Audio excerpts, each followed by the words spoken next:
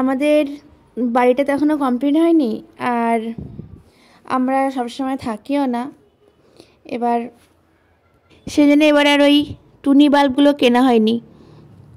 তো সবার বাড়ি আশেপাশে সব লাইটিং করেছে, সব লাইটগুলো জ্বলছে, কি সুন্দর লাগছে। কিন্তু আমরা এবার বাতিই দিচ্ছি। যদি পরের বারে বাড়িটা কমপ্লিট হয় তাহলে সব লাইট লাগাবো।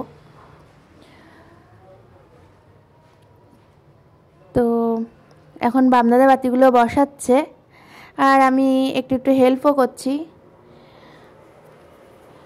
চারিদিকটা ঘুটঘুটে অন্ধকার, এই দিকটা মানে আমাদের যেহেতু এই সাইডটাতে এখনও বাড়ি বেশি হয়নি, সেই জন্য একটু অন্ধকার অন্ধকারই আছে।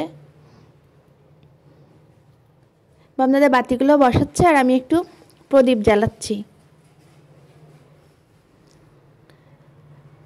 ছাদের রেলিংয়ের ওপর একটু প্রদীপ জ্বালাচ্ছি আর কি। সব জায়গায় আর কি বাতি বসাচ্ছে বামদাদা। আর আমি এখন প্রদীপ নিয়ে যাচ্ছি প্রদীপ দেওয়ার জন্যে।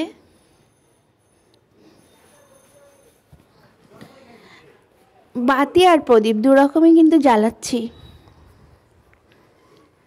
লাইটটা দেওয়া হয়নি তো সেই জন্যে মনটা একটু খারাপ, কিন্তু পরের বার নিশ্চয়ই লাইট লাগাবো।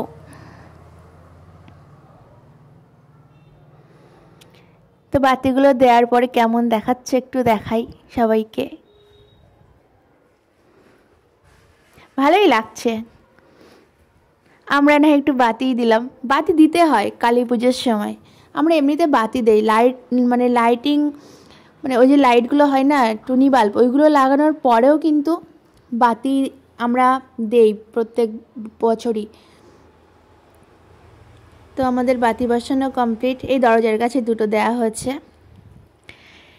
এবার কিন্তু নিচে চলে যাব, গিয়ে একটু রান্না টান্না করব।